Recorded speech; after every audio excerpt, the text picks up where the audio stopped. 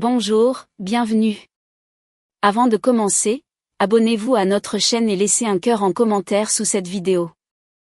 Le couloir de l'hôpital résonnait encore des pas précipités des infirmiers lorsque Josiane termina sa garde. Ses jambes la portaient à peine. À 62 ans, elle n'avait pas pris un seul jour de congé depuis des mois, et ce soir, elle rêvait seulement d'un bain chaud, d'un dîner simple et d'un peu de silence. Ses doigts tremblaient de fatigue lorsqu'elle sortit la clé de son sac. Mais en approchant de la porte, son cœur s'arrêta. La clé ne tournait plus. La serrure avait été changée. Un frisson glacé descendit le long de son dos. Elle recommença, plus fort, incrédule. Elle frappa timidement à la porte, espérant un malentendu. Ce fut son gendre qui ouvrit, le visage fermé, le ton sec. « Tu ne vis plus ici. On veut notre intimité, tu comprends ?» Elle crut avoir mal entendu. Les mots ricochaient dans sa tête sans y entrer vraiment. Elle jeta un regard par-dessus son épaule et aperçut sa fille, immobile, le regard fuyant. Aucun geste, aucune défense. Juste le silence. Josiane sentit quelque chose se briser en elle, quelque chose d'irréparable.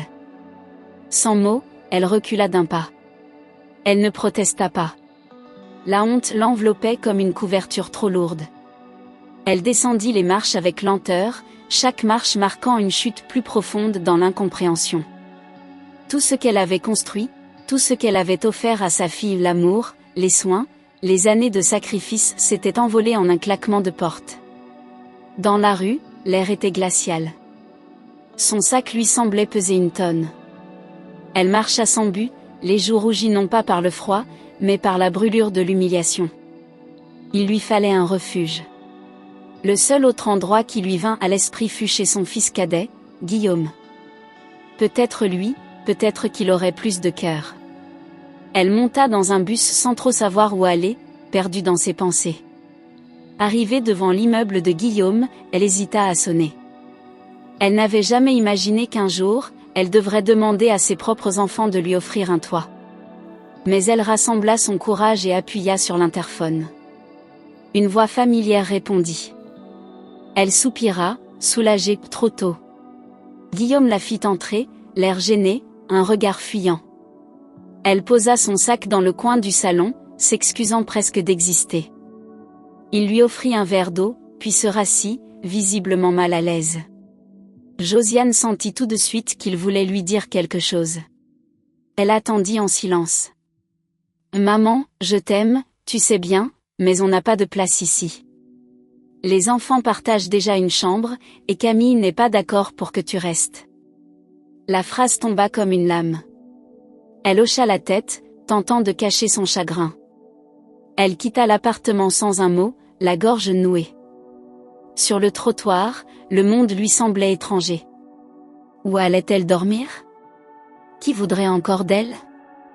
L'impression de ne plus exister, de n'être qu'un fardeau, l'écrasa tout entière. Paris, sa ville, lui semblait désormais hostile. Chaque visage qu'elle croisait semblait l'ignorer. Elle marcha des heures, sans direction, sans force. Une femme invisible dans un monde trop pressé pour la regarder. Et pour la première fois de sa vie, elle eut peur de la nuit. Le vent s'était levé, glacial, lorsque Josiane s'arrêta devant un abribus. Ses mains tremblaient. Elle sortit son téléphone, hésita longuement, puis composa le numéro de son fils cadet, Guillaume. Après quelques sonneries, il répondit. Sa voix était hésitante, mais il accepta qu'elle passe chez lui. Cela ralluma une étincelle d'espoir dans le cœur de Josiane. Elle marcha rapidement malgré la douleur dans ses jambes. Arrivée chez lui, elle fut accueillie sans chaleur, mais au moins, il ouvrit la porte. À l'intérieur, tout était silencieux. Guillaume lui proposa de s'asseoir, lui apporta un verre d'eau, puis s'assit à son tour, le regard fuyant. « Maman. Je t'aime, mais on n'a pas de place ici, » murmura-t-il, presque honteux. Sa compagne, Camille, ne lui adressa même pas un regard. Elle comprit qu'elle n'était pas la bienvenue. Guillaume proposa de lui appeler un taxi ou de lui prêter un peu d'argent, mais elle refusa. Ce dont elle avait besoin, c'était d'un foyer, pas d'un billet. Elle se leva, rassembla son sac, et sortit en silence. La rue était noire, déserte, silencieuse. Josiane marcha sans but à travers les avenues illuminées, son reflet apparaissant brièvement dans les vitrines fermées. Ses pieds la faisaient souffrir, ses épaules étaient courbées par la fatigue. Elle trouva un banc en pierre près d'une bouche de métro et s'y assit. Autour d'elle, des voitures passaient sans ralentir. Elle s'enroula dans son manteau trop fin, priant pour que le froid n'entre pas jusqu'à ses os. Une vieille dame dans la rue, voilà ce qu'elle était devenue. Elle ferma les yeux un instant, tentant d'échapper à la réalité. Des souvenirs de son enfance refirent surface, les dimanches en famille, les odeurs de soupe chaude, les rires autour de la table. Tout cela semblait appartenir à une autre vie, un autre monde. Désormais, elle n'avait plus rien. Pas même un oreiller. Elle s'allongea sur le banc, en position fétale, les bras autour de son sac comme si c'était un trésor. Une larme coula le long de sa joue. Puis une autre. Et enfin, l'épuisement l'emporta. Les heures passèrent lentement, rythmées par le bruit lointain des voitures et le chant aigu d'un tramway. Josiane grelottait, les dents serrées, incapable de dormir vraiment. Son esprit tournait en boucle. Comment ses propres enfants avaient-ils pu lui faire ça? Elle avait donné sa jeunesse, son amour, ses forces. Tout ça pour finir seule, sous un lampadaire. Une rage sourde se mêlait à sa peine. Pas contre eux, mais contre elle-même, d'avoir tant pardonné, tant espéré. Vers 4 heures du matin, un jeune homme s'approcha d'elle. Elle serra son sac contre elle, inquiète, mais il passa sans la regarder. Le moindre bruit la faisait sursauter. Elle se sentit vulnérable, exposée, comme une proie facile. La peur d'être agressée la rongeait. Elle pria en silence pour voir le lever du jour. Chaque minute lui semblait une éternité. Le froid, l'humiliation, l'abandon, tout s'était accumulé en elle comme un poids qu'elle ne pouvait plus porter. Le ciel commençait à s'éclaircir légèrement lorsqu'une main se posa doucement sur l'épaule de Josiane. C'était un vigile de la RATP, habitué à voir des sans-abri près des stations. Il la réveilla avec délicatesse, un regard compatissant dans les yeux. Josiane ouvrit les paupières lentement, les traits tirés, les muscles engourdis. Elle mit un moment à se rappeler où elle était. Puis, tout revint. Elle hocha la tête, murmurant qu'elle allait partir. Le vigile s'éloigna, mais elle sentait sur elle le poids de son regard. Elle se leva difficilement, le dos douloureux, le corps figé par l'humidité de la nuit. Ses vêtements sentaient le froid, ses mains étaient presque bleues. Elle marcha vers la bouche de métro, sans savoir où aller. Elle ne voulait pas retourner chez ses enfants. Il n'y avait plus de porte pour elle là-bas. Elle longea les murs comme une ombre, se fondant dans la ville encore endormie. L'odeur du pain chaud flottait dans l'air, mais elle n'avait même pas de quoi s'acheter un croissant. Une nouvelle journée commençait, et elle n'avait rien. Josiane poussa la porte d'un petit café de quartier, espérant pouvoir s'y asseoir quelques minutes. Elle voulait juste un peu de chaleur, un coin tranquille pour reprendre ses esprits. Mais à peine entrée, la serveuse fronça les sourcils. « On ne sert pas les sans-abri ici, désolée, lança-t-elle d'un ton sec. Les clients tournèrent la tête, curieux, certains ricanèrent. Josiane resta immobile, figée, humiliée. Elle n'avait même pas eu le temps d'ouvrir la bouche. Elle sortit sans un mot, le cœur broyé. Dehors, elle s'arrêta contre un mur, les yeux levés vers le ciel gris. Était-elle vraiment tombée si bas? Elle se rappelait les fois où elle venait ici autrefois, avec ses enfants, pour un chocolat chaud après l'école. Aujourd'hui, on l'expulsait comme une étrangère, une indésirable. Ce n'était pas seulement le rejet d'un lieu, c'était le rejet de sa dignité. Elle s'éloigna, le pas lent, le regard vide. L'injustice lui brûlait la gorge, mais elle n'avait plus la force de pleurer. Elle voulait juste disparaître. En traversant le parc Monceau, elle vit un enfant courir dans les feuilles, et une vieille douleur remonta en elle. Elle revit les visages de ses enfants petits, leur rire dans la cour, leurs bras tendus vers elle. Elle avait été une mère aimante, présente, toujours prête à donner sans rien attendre. Mais en chemin, elle s'était oubliée. Elle s'était effacée derrière leurs besoins, leurs caprices, leurs projets. Et aujourd'hui, personne ne se souvenait de ce qu'elle avait sacrifié. Pas même un mot, pas un geste. Rien. Josiane s'assit sur un banc, vidé. Elle fixa les branches nues des arbres, symbole parfait de sa propre vie. Son mari n'avait jamais été tendre. Autoritaire, distant, parfois cruel, mais elle était restée, pour les enfants. Pour qu'ils aient un foyer. Elle avait encaissé les mots durs, les silences pesants, les nuits seules. Et à présent, il ne restait que le vide. Elle n'était plus une mère. Elle n'était plus une femme. Elle n'était qu'une âme perdue dans une ville trop grande pour les souvenirs. Alors qu'elle traversait lentement une petite rue secondaire, Josiane sentit une présence. Une voiture noire, élégante, s'approchait à son rythme, ses phares balayant doucement le trottoir. Elle baissa la tête, par réflexe, et continua d'avancer, son sac pressé contre elle. Le conducteur ralentit encore, baissa sa vitre. Josiane, méfiante, ne détourna même pas le regard. Elle avait appris à se méfier de tout. Le visage de l'homme lui était inconnu, mais ses yeux étaient posés sur elle avec insistance. Elle pressa le pas sans se retourner, le cœur battant. Pourquoi cette voiture s'intéressait-elle à elle? Était-ce un policier? Un inconnu malveillant? Elle préférait ne pas savoir. La voiture ne la suivit pas, mais elle se sentit observée longtemps après. Son instinct la poussait à fuir. Elle tourna à droite, changea de trottoir, puis s'arrêta près d'un chantier abandonné. Ses jambes fléchissaient. Le stress, la faim, la solitude, tout pesait trop lourd. Elle s'appuya contre un poteau et respira lentement, en silence, pour ne pas pleurer. Le sol semblait tanguer sous ses pieds. Josiane tituba sur quelques mètres, puis son corps la trahit. Elle s'effondra lentement sur le trottoir, comme une feuille morte tombant sans bruit. Personne ne cria, personne ne s'approcha. Les passants, trop pressés, détournèrent les yeux. Une femme s'arrêta un instant, puis reprit sa route. Josiane ne sentait plus ses bras, ses jambes, ni même son visage. Tout devenait flou. Elle voulait parler, appeler à l'aide, mais aucun son ne sortait. Le froid s'infiltrait partout, jusque dans ses os. Elle pensa à la mort, pas comme une menace, mais comme une délivrance. Mourir là, sans bruit, sans drame. S'effacer doucement. Son esprit flotta quelques secondes, perdu entre deux mondes. Elle vit le visage de ses enfants quand ils étaient petits, entendit leur rire. Puis tout disparut. Une dernière larme coula, lente, le long de sa joue. Le monde continuait à tourner, indifférent.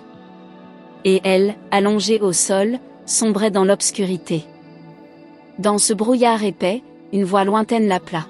« Maman !» Le mot perça l'épaisse couche de souffrance comme un rayon de lumière. Elle ouvrit lentement les yeux.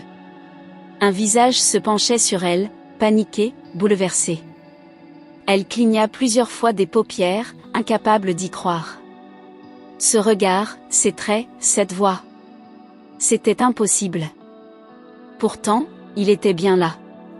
Devant elle, en chair et en os. C'était Marc, son fils aîné, qu'elle n'avait pas vu depuis plus de 20 ans. Son cœur accéléra, puis ralentit aussitôt sous l'effet du choc.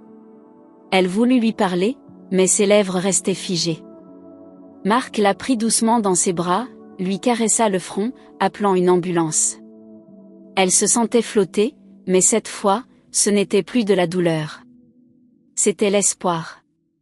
Un espoir fragile, timide, mais réel. Elle posa faiblement sa main sur la sienne. Elle voulait s'assurer qu'il n'était pas un rêve. Et pour la première fois depuis longtemps, elle ne se sentit plus seule. Marc tenait sa mère contre lui, les yeux embués de larmes. Il la croyait morte, disparue à jamais. Et voilà qu'il la retrouvait, brisée, affalée sur un trottoir comme une étrangère. Son cœur saignait. Il appela un taxi, refusant d'attendre l'ambulance. Josiane, dans ses bras, reprenait doucement conscience, ses doigts accrochés à sa veste comme à une bouée. Aucun mot n'était nécessaire. Le lien entre eux, autrefois détruit, renaissait dans ce silence. Dans la voiture, Marc la couvrit avec sa veste. Il la regardait comme un trésor retrouvé. Le chauffeur jetait des coups d'œil curieux dans le rétroviseur, mais Marc n'y prêtait aucune attention. Il ne cessait de lui répéter doucement, « Je suis là, maman. Je suis là maintenant. » Josiane, épuisée, se laissait porter par sa voix. Les lumières de la ville défilaient, irréelles.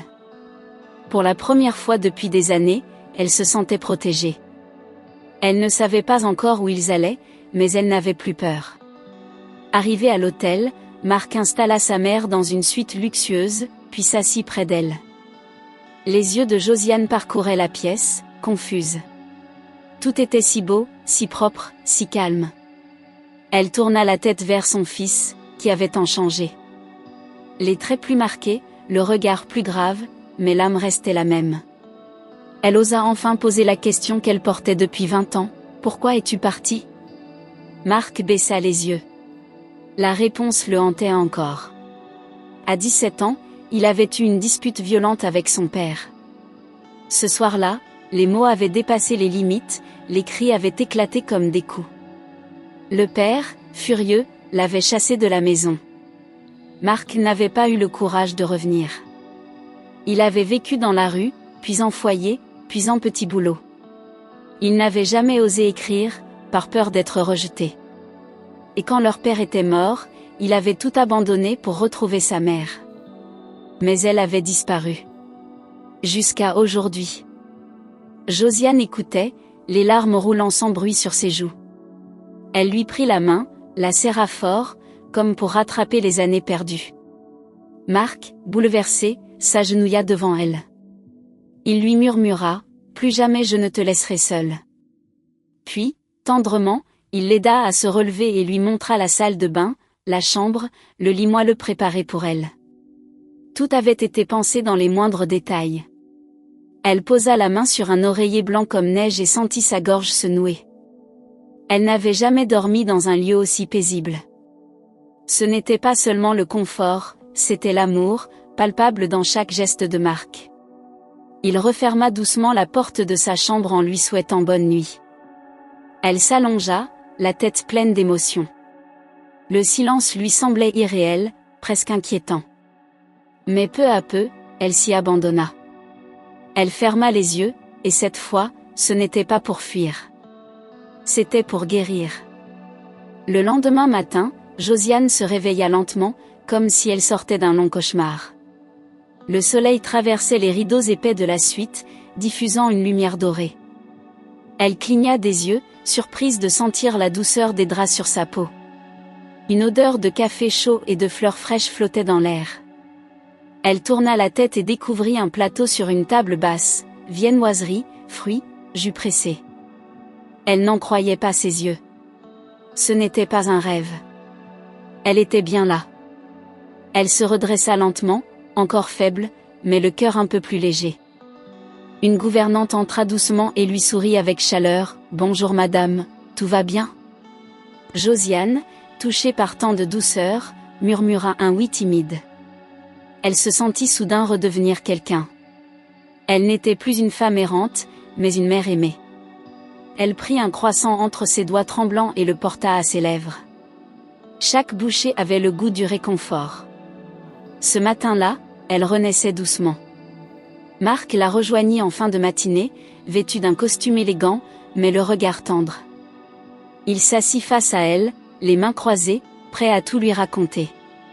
Il lui parla de ses années d'errance, de souffrance, de solitude. Puis de la rencontre avec un mentor, d'une première chance dans l'immobilier, d'un contrat signé presque par miracle. Et de là, tout avait changé. Il avait bâti une entreprise, investi dans plusieurs pays, construit un empire pierre après pierre. Mais malgré sa réussite, un vide le rongeait. Ce vide, c'était elle. Sa mère. Son absence le poursuivait comme une ombre. Chaque nouveau succès avait un goût amer. Il n'avait jamais cessé de la chercher, passant des nuits entières à fouiller des bases de données, des dossiers sociaux, des associations. Il avait même engagé un détective privé. Mais Josiane restait introuvable. Jusqu'à cette nuit où, par hasard, il avait pris cette rue inhabituelle, et l'avait vue. Là, sur le trottoir, effondré. C'était un signe. Un appel du destin. En entendant tout cela, Josiane se leva lentement et alla vers lui. Elle posa sa main sur son épaule, le visage bouleversé. Marc se leva à son tour, les yeux humides. Et là, il craqua. Il tomba à genoux, prit les mains de sa mère et les serra fort. « Pardon, pardon pour ces années. Je suis revenu trop tard. » Josiane se mit à pleurer, les larmes coulant librement cette fois, sans retenue. Aucun mot n'était assez fort pour exprimer ce qu'elle ressentait. Mais ce geste suffisait. Elle le releva doucement, comme lorsqu'il était enfant. Ils se serrèrent dans les bras longuement, sans parler, écoutant seulement leur cœur battre à l'unisson.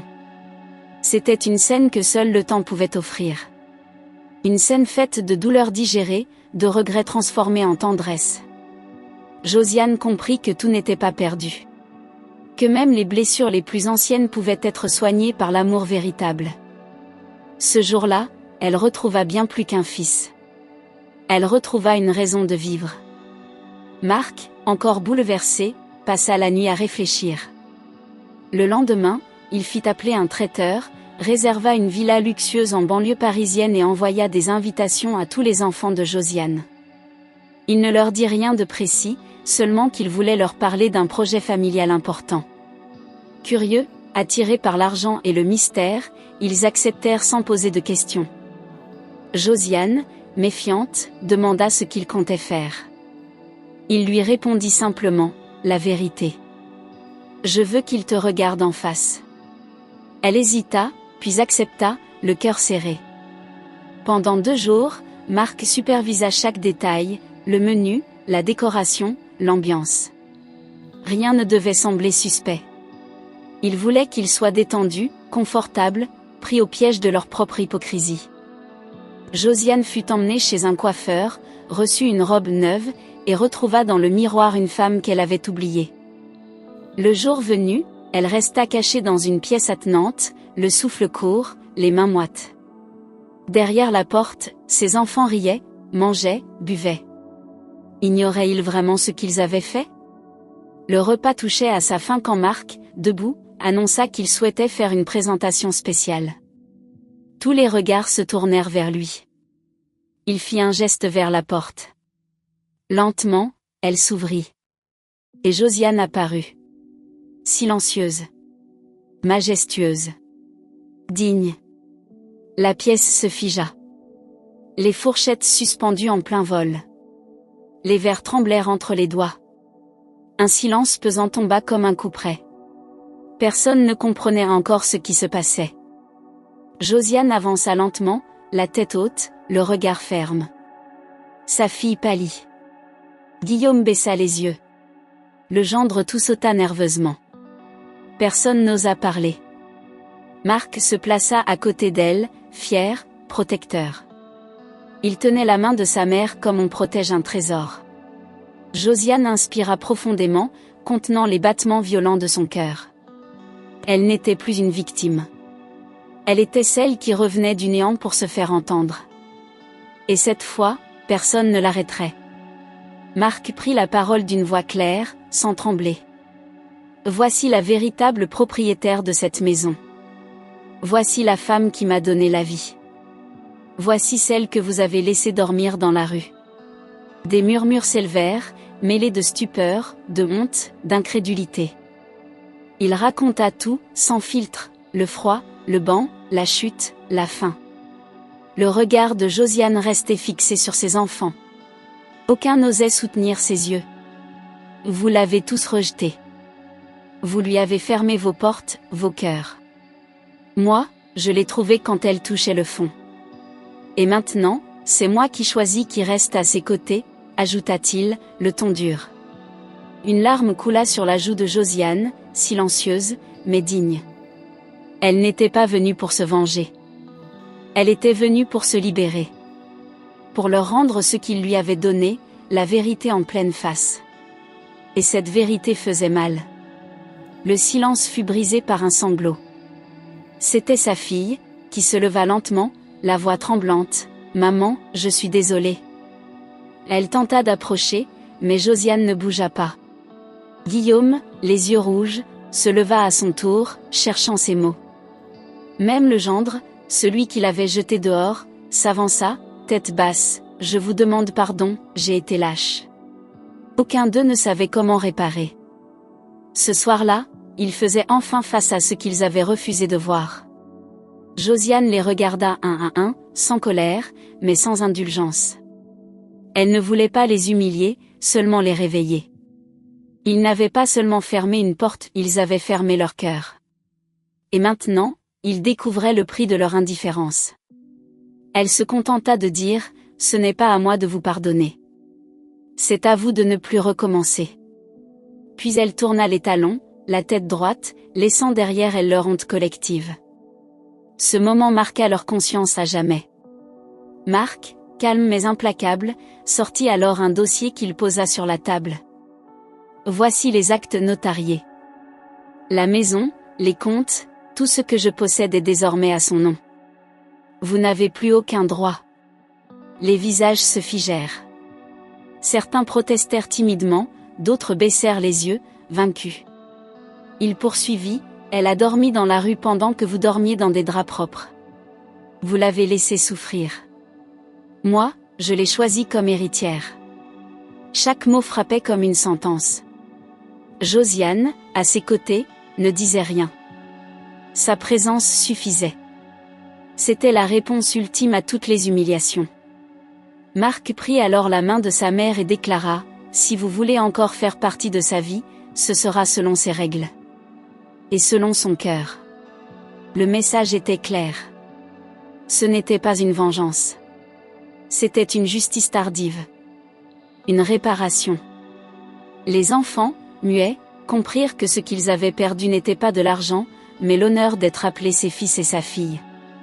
Une fois les invités partis, Josiane resta debout au centre de la pièce vide. Elle regarda autour d'elle. Ce lieu n'était pas seulement une maison. C'était un symbole.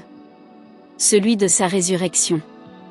Elle inspira lentement, sentit l'air chaud remplir ses poumons, et sourit pour la première fois depuis longtemps. Elle n'était plus cette femme rejetée, oubliée, invisible. Elle était redevenue quelqu'un. Elle était devenue libre. Marc la rejoignit, lui tendit une clé. « C'est chez toi maintenant. » Elle la prit avec émotion, la serra dans sa paume comme un talisman. Elle savait que rien n'effacerait les cicatrices du passé, mais elle avait gagné quelque chose de plus précieux, sa dignité retrouvée. Elle tourna les talons, monta les escaliers de la villa et s'arrêta devant une chambre lumineuse. Elle posa sa main sur la poignée. Une nouvelle vie commençait. Quelques semaines plus tard, Josiane s'installa définitivement dans sa maison en Provence. C'était un mas ancien, entouré d'oliviers et de vignes, avec une vue douce sur les collines. Chaque matin, elle ouvrait les volets sur un paysage de paix. Elle apprit à jardiner, à cuisiner pour elle seule, à lire sans culpabilité.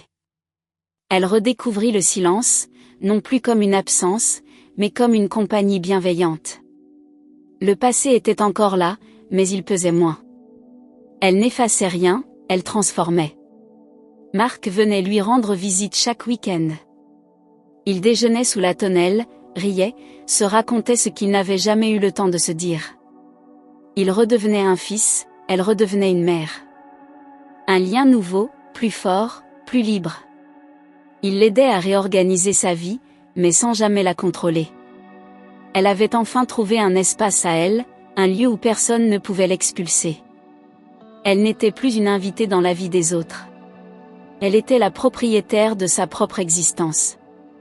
Josiane s'inscrivit à un atelier de peinture dans le village voisin. Elle y rencontra d'autres femmes de son âge, certaines veuves, d'autres abandonnées, toutes marquées par la vie. Ensemble, elles peignaient, parlaient, riaient, pleuraient parfois. Elle raconta son histoire par fragments, sans jamais forcer les choses. Chaque tableau qu'elle créait était un morceau de ce qu'elle avait traversé. Elle y mettait ses cicatrices, ses silences, mais aussi ses couleurs retrouvées. Elle n'était plus prisonnière du passé. Elle le transformait en art. Elle recommença à s'aimer, doucement. Elle accepta ses rides comme des preuves de sa force. Elle n'attendait plus rien de ses enfants, ni pardon, ni reconnaissance. Ce qu'elle avait aujourd'hui suffisait. Elle avait une maison, des amis, un fils revenu d'entre les ombres. Elle n'était plus celle qui demandait une place. Elle était celle qui offrait un exemple. Une femme qui avait tout perdu, et qui s'était reconstruite seule. Par dignité. Par courage. Par amour. Un soir d'été, Josiane s'assit sur la terrasse, une tasse de thé à la main. Le soleil se couchait lentement derrière les collines, inondant le ciel de rose et d'or. Elle inspira profondément, savourant l'instant. Il n'y avait plus de peur, plus de colère. Juste une paix douce, presque fragile, mais réelle. Elle pensait à tout ce chemin parcouru, à cette femme qu'elle était devenue malgré tout. Une larme coula, cette fois non de douleur, mais de gratitude. Elle murmura pour elle-même, « On m'a oublié, on m'a rejeté, mais je suis restée debout. » Dans le silence, ces mots résonnèrent comme une prière. Marc sortit avec une couverture et la posa sur ses épaules, sans rien dire. Ils restèrent là, ensemble, à regarder le ciel changer de couleur. Et dans ce moment suspendu, tout était enfin à sa place. Elle n'avait pas besoin de plus. Elle avait repris possession de sa vie. Et c'était la plus belle des victoires. Tu as aimé cette histoire? Dis-nous ce que tu en as pensé dans les commentaires. Et n'oublie pas de t'abonner à notre chaîne et de liker cette vidéo, on publie toujours de nouvelles histoires. À très bientôt. Bonjour, bienvenue. Avant de commencer, abonnez-vous à notre chaîne et laissez un cœur en commentaire sous cette vidéo. Ce soir-là, Vincent avait tout organisé avec soin. Le restaurant était élégant, les bougies allumées, les couverts parfaitement alignés. Il souriait à tout le monde, portait des toasts, riait fort. Mais ses yeux fuyaient les miens. Je sentais cette tension étouffante autour de moi. Marianne, sa sœur, me lançait des regards pleins de mépris, comme si elle savait quelque chose que j'ignorais. Je tentais de sourire, de participer à la conversation, mais mon cœur battait trop vite. Il y avait quelque chose d'artificiel dans l'air, quelque chose de trop parfait pour être honnête. Vincent me caressait la main devant les autres, mais cette douceur me paraissait fausse. Marianne chuchotait à l'oreille de son mari, en me jetant des coups d'œil insistants. Je me sentais étrangère à ma propre vie. Prisonnière dans un théâtre dont je ne contrôlais pas le scénario. Je me levai pour aller aux toilettes, cherchant un moment de répit. Mon esprit était agité, mais je tentais de me raisonner. En revenant sur mes pas pour récupérer mon téléphone resté sur la table, je le vis. Vincent, penché sur mon verre, versait discrètement un liquide translucide à l'aide d'une petite fiole. Mon cœur se figea, mes jambes tremblèrent. Il se redressa aussitôt, comme si de rien n'était, et continua de discuter avec légèreté. Je restai caché quelques secondes, suffoquant de peur. Puis, d'un pas hésitant, je regagnai les toilettes, les pensées en feu. Pourquoi ferait-il une chose pareille? Était-ce un malentendu? Je savais que non. J'avais vu. Il avait empoisonné mon verre. Et maintenant, je devais agir, vite. Je revins à table avec un calme fin. Mes mains tremblaient sous la nappe, mais j'affichais un sourire figé. Marianne parlait bruyamment de ses voyages, insouciante. Lorsque Vincent se tourna vers un serveur, je saisis l'occasion. D'un geste rapide et discret, j'échangeai mon verre avec celui de Marianne, placé juste à côté du mien. Personne ne remarqua rien. Le silence intérieur en moi était assourdissant. Marianne leva son verre peu après et but une longue gorgée, sans se douter de rien. Vincent, tout sourire, leva aussi le sien pour porter un toast. Je faillis vomir. Mon cœur tambourinait. Si j'avais raison. Marianne venait de boire à ma place.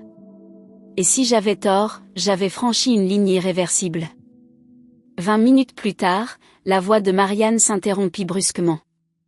Elle porta la main à sa gorge, chercha de l'air, et ses yeux devinrent vitreux. Elle se leva en chancelant, renversa sa chaise, puis s'écroula violemment au sol sous les cris de panique. Les convives se levèrent d'un bond, certains criaient, d'autres filmaient avec leur téléphone. Je restais figée, glacée. J'avais mal au ventre. Je savais ce qui venait de se passer. Vincent se précipita vers elle, mais ses gestes étaient hésitants, presque mécaniques. Il appela son prénom sans conviction, lançant des ordres inutiles. Les serveurs couraient dans tous les sens. Moi, je n'arrivais pas à respirer. J'avais vu la mort en face. Et ce n'était pas Marianne qui était visée ce soir-là, c'était moi. Une seule erreur de coordination, et ma vie aurait pris fin devant tous. L'ambulance arriva en 10 minutes, mais pour moi, ce fut une éternité.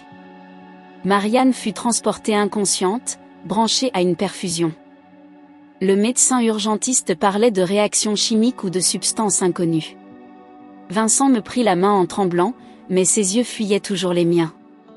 Sa peau était glacée, ses gestes forcés. Il jouait l'homme inquiet, mais son masque se fissurait. Je restais à l'écart, en silence. Les autres membres de la famille étaient sous le choc, certains pleuraient, d'autres chuchotaient. Je sentais leurs regards sur moi, leurs soupçons, leurs peurs. Mais le vrai monstre se tenait juste à côté. Ce que je venais de vivre n'était pas une coïncidence. C'était une tentative de meurtre déguisé. Et Marianne, sans le savoir, m'avait sauvé la vie. Nous rentrâmes à la maison dans un silence pesant. Vincent parla d'allergie, de choc soudain, comme s'il tentait de rationaliser l'inexplicable. Je hochais la tête sans répondre. Je n'avais plus confiance en mes mots. Si je parlais, j'allais hurler. Alors je me tus. Toute la nuit, je restais allongée, les yeux grands ouverts, écoutant chaque bruit, chaque respiration. Vincent dormait profondément à côté de moi. Moi, je n'osais même pas bouger. Une question me rongeait, allait-il recommencer? Allais-je être la prochaine si je ne faisais rien? Mon corps était figé par la peur, mais mon esprit, lui, était déjà en mouvement. Cette nuit-là, je pris une décision silencieuse, il ne m'aurait pas. Pas sans que je me batte jusqu'au bout. Le lendemain matin, pendant que Vincent était sous la douche, je fouillais notre salle de bain. Mon cœur battait à tout rompre. Derrière un tas de serviettes, je découvris une petite boîte blanche, presque vide. Le nom du médicament m'était inconnu. Je la glissai discrètement dans mon sac, décidé à en savoir plus. Ce n'était plus une intuition. C'était une alerte rouge. Une amie pharmacienne accepta de l'analyser en toute discrétion. Ce qu'elle découvrit me coupa le souffle. C'était un sédatif très puissant, interdit depuis plusieurs années en France à cause de ses effets secondaires mortels. Une seule dose mal dosée pouvait provoquer un arrêt respiratoire. Elle me fixa droit dans les yeux. Ce médicament ne sert pas à dormir, mais à faire taire, définitivement. Je sortis de là les jambes flageolantes. J'avais dormi avec un assassin. De retour chez moi, une autre angoisse me traversa, et s'il m'avait aussi volé? J'ouvris mon ordinateur, me connectai à ma banque et restai figé. Mon compte épargne était vide. Plusieurs virements avaient été effectués les semaines précédentes vers un compte à l'étranger. Des montants exacts, réguliers. Et surtout, sans ma signature. Vincent avait accédé à tout. Je sentis mon estomac se tordre. Il ne voulait pas seulement me tuer. Il voulait m'effacer, m'annuler, me dépouiller avant même que mon cœur cesse de battre. Mon argent, mes économies, tout ce que j'avais mis de côté pendant des années, disparut. Il m'avait transformé en fantôme administratif. Et le pire, c'est que je dormais encore dans le même lit que lui. Avec chaque minute, la peur devenait plus grande, mais aussi ma rage. Je fouillais ses tiroirs, ses dossiers, ses papiers personnels. Je n'espérais plus rien, jusqu'à ce que je trouve une enveloppe épaisse, au nom d'une compagnie d'assurance. Je l'ouvris avec précaution. Dedans, une police d'assurance vie. Mon nom. Mon âge. Date de signature, 2 mois avant. Montant assuré, 850 000 €. Bénéficiaire unique, Vincent. Mon sang se glaça.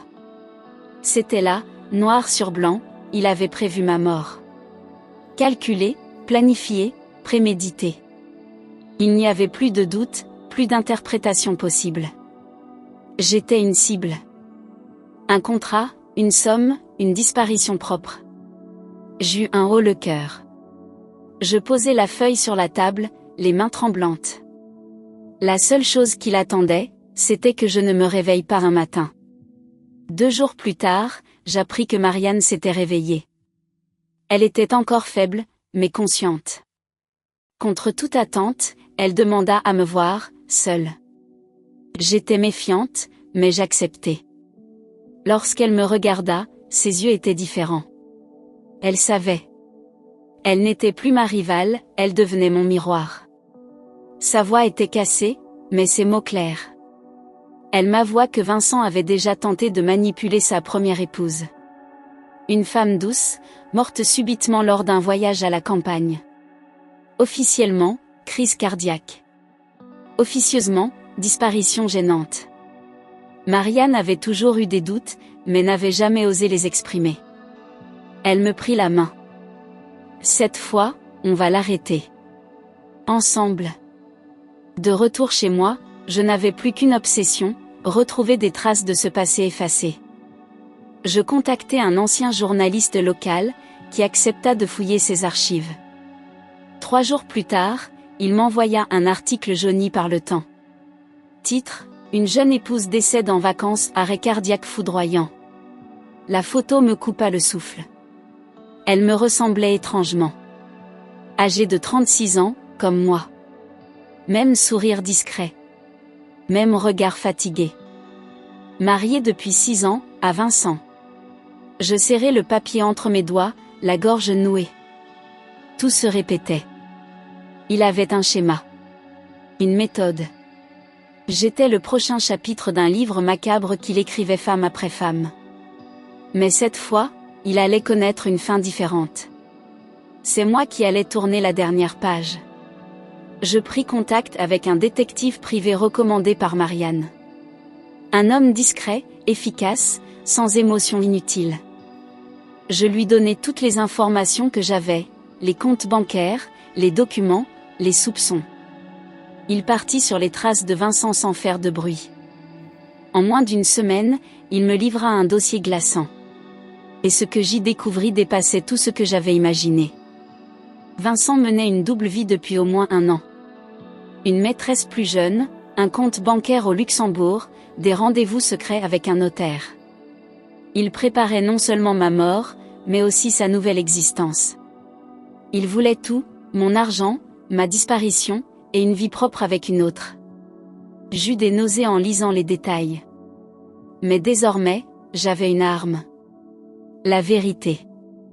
Je savais qu'il ne parlerait jamais en face. Alors, j'installai une caméra discrète dans notre chambre, camouflée dans un livre creux posé sur l'étagère. Je provoquai une dispute, volontairement, laissant sortir tout ce que j'avais accumulé en silence. Vincent, agacé, finit par exploser. Il me traita de poids mort, de fardeau inutile. Il cria que je n'étais plus qu'un obstacle entre lui et sa liberté. Il hurla qu'il m'avait supporté trop longtemps, que tout serait réglé bientôt. Chaque mot était une lame enfoncée dans ma chair. Mais chaque mot était aussi une preuve. J'enregistrai tout, sa voix, ses menaces, ses aveux à demi-mot. Quand il quitta la pièce en claquant la porte, je restai là, glacée, mais armée. Il venait, sans le savoir, de signer sa propre condamnation. Je lui proposai un week-end en amoureux dans un chalet isolé à la montagne, pour nous retrouver. Il accepta sans hésiter, croyant sans doute que je baissais enfin la garde. Je préparai tout, 2 caméras miniatures, un enregistreur, et une bouteille de vin que je n'allais jamais boire. Il souriait dans la voiture, posait sa main sur ma cuisse, jouait au mari attentionné. Mon estomac se retournait à chaque contact. Une fois sur place, il mit en scène une soirée parfaite. Bougies, feu de cheminée, musique douce. Puis, il apporta les verres. Il me tendit le mien avec un sourire figé. Je fis semblant de boire, mais échangeai discrètement les coupes. Il porta la sienne à ses lèvres, et peu après, murmura « Tu ne sentiras rien, ce sera rapide. » Je restai immobile. Je venais d'enregistrer sa tentative de meurtre en direct. Prétextant un mal de tête, je me réfugiai dans la salle de bain, le souffle court. Je verrouillai la porte et appelai Marianne, la voix tremblante. Elle prévint immédiatement la police et me supplia de ne pas sortir. Je pris mon sac, ouvris discrètement la fenêtre arrière du chalet et me faufilai dans l'obscurité. Le vent gelé me brûlait le visage, mais je continuais à courir. Je n'étais plus une femme. J'étais une proie en fuite. À l'intérieur, Vincent croyait que j'étais déjà sous l'effet du poison. Il nettoyait les verres, effaçait les traces, préparait sa version de l'histoire. Mais il ne savait pas que les caméras tournaient encore. Quand les policiers enfoncèrent la porte 20 minutes plus tard, il n'eut pas le temps de jouer. Ils le prirent en flagrant délit, dans son théâtre morbide. Et moi, pour la première fois, je respirais sans peur. Vincent fut interpellé sans résistance. Il comprit en une fraction de seconde que tout était fini. Les policiers retrouvèrent les seringues, les fioles de sédatifs, les gants en latex encore humides. Tout sentait la préméditation. Ils confisquèrent les caméras, les bouteilles, les fichiers de l'ordinateur. Je restai caché à l'arrière de la voiture de police, incapable de croiser son regard une dernière fois. Je le vis passer menotté, le visage fermé, presque vide. Pas un mot, pas une défense, rien. Comme s'il acceptait enfin de tomber. Au commissariat, je déposai tout ce que j'avais, les enregistrements audio, vidéo, les documents de l'assurance, les extraits bancaires. Les agents n'en revenaient pas. J'avais mené seul une enquête que la police n'aurait jamais osé imaginer. J'étais encore en vie. Et il allait payer. Le procès s'ouvrit 3 mois plus tard.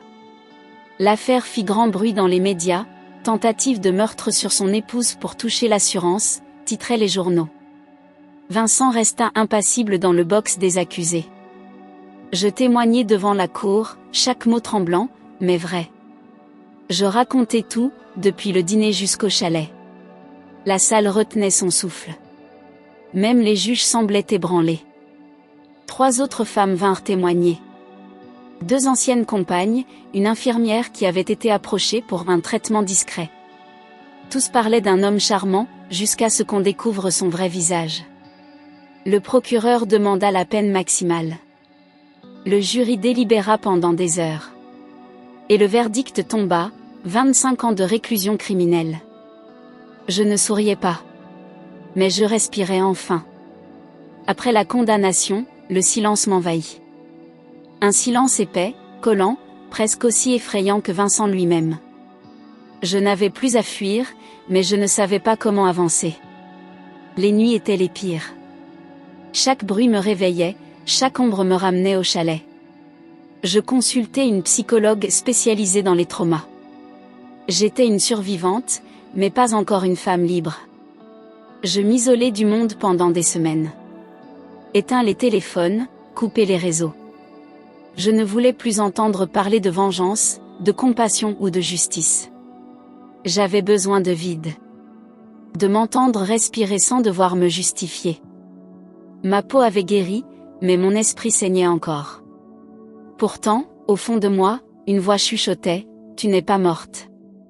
Et cette voix allait finir par devenir un cri. Je pris enfin la décision de quitter cette maison. Chaque pièce était un rappel douloureux de ce que j'avais traversé. Je louais un petit appartement dans une autre ville, loin de tout ce qui portait son nom.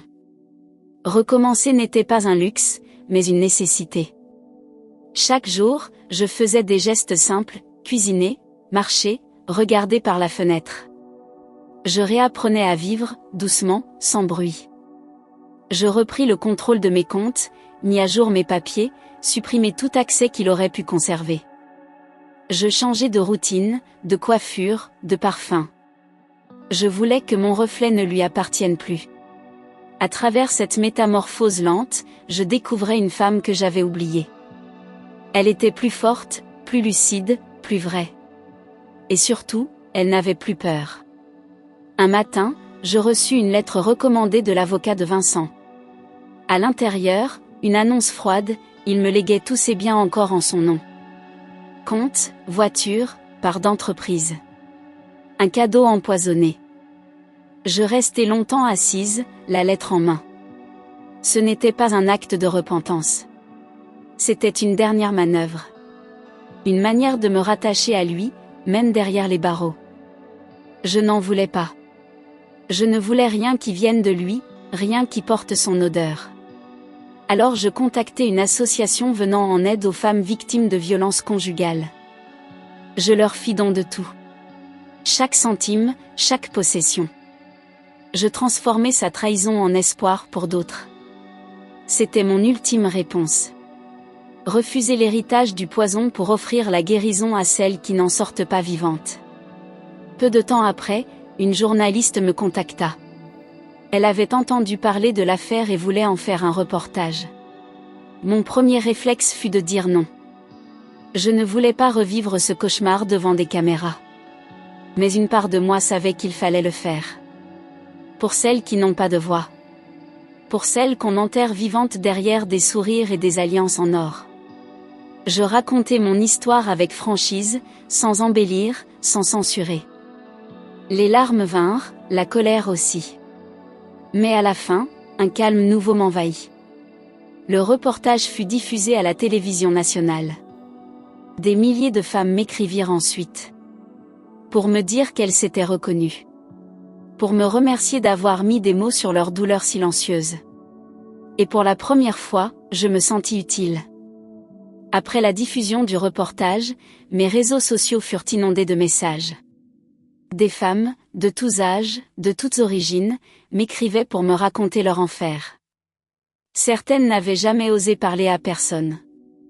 D'autres vivaient encore sous le même toit que leurs bourreaux. Elles me disaient que mon courage leur avait redonné de l'air, qu'elles se sentaient moins seules. Je lisais, une à une, leurs confidences déchirantes. Chaque message était un miroir, une plaie ouverte, un cri étouffé. J'y voyais mon propre passé, mes propres silences, mes propres terreurs. Je répondais dès que je le pouvais, avec douceur, sans juger. Je pleurais souvent en lisant leurs mots. Mais je me sentais utile, vivante, alignée avec ce que j'étais devenue. Ma douleur servait enfin à quelque chose, elle guérissait d'autres femmes. Quelques semaines plus tard, Marianne m'appela.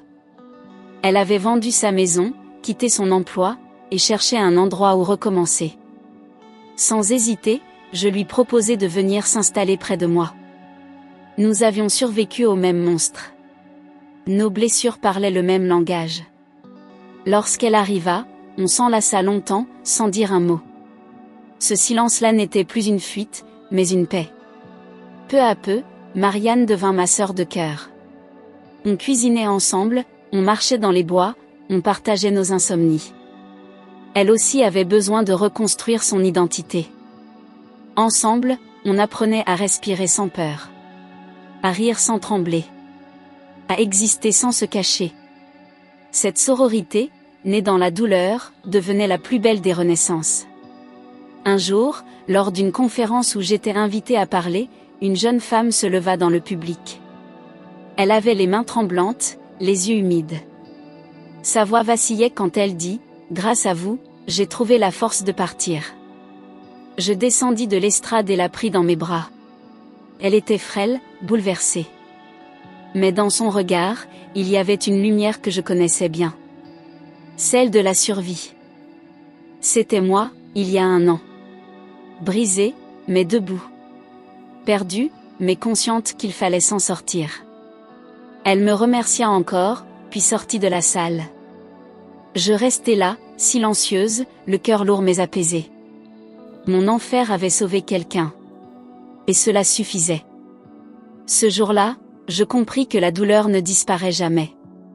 Mais elle peut devenir un phare pour d'autres, si on a le courage de la transformer. Avec Marianne, nous comprîmes qu'il ne suffisait pas de survivre. Il fallait faire quelque chose de cette douleur. Alors nous avons fondé une organisation pour accompagner les femmes victimes de violences invisibles, manipulation, empoisonnement, isolement psychologique. Trop souvent, ces formes de violence restent dans l'ombre. Nous avons organisé des groupes de parole, des ateliers de reconstruction, des aides juridiques.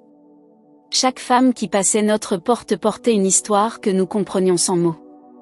Ce projet nous a donné un nouveau souffle.